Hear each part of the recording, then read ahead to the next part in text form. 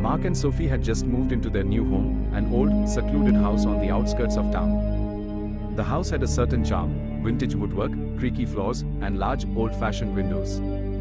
It felt like a place that had stories to tell. But what sold them on the house was the spacious garden surrounded by tall trees, providing the isolation they craved. One evening, as they unpacked their belongings, Mark noticed something strange. From the corner of his eye, through the window in the hallway, he thought he saw someone standing outside in the garden. A tall, shadowy figure just watching. But when he looked directly, no one was there. "Hey, Sophie," he called out, trying to sound casual.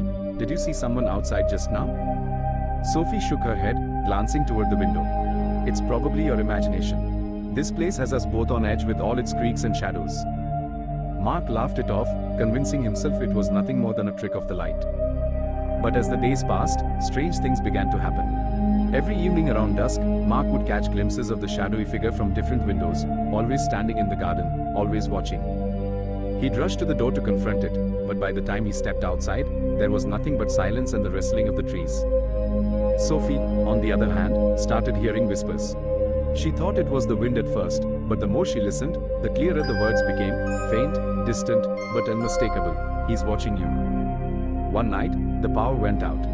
The entire house was swallowed by darkness. Mark grabbed a flashlight and went downstairs to check the fuse box while Sophie stayed in the bedroom, anxiously waiting.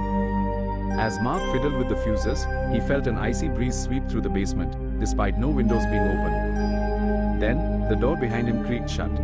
He spun around, shining the flashlight toward the door, but saw nothing. His heart pounded as he rushed back upstairs, only to find Sophie in a state of panic. "Mark, the window," she whispered, her voice trembling. He looked toward the bedroom window. There, etched into the condensation on the glass, were 3 words. "I see you." They both stared in disbelief, neither having been near the window that night. The figure was no longer just in the garden, it was watching them from inside the house.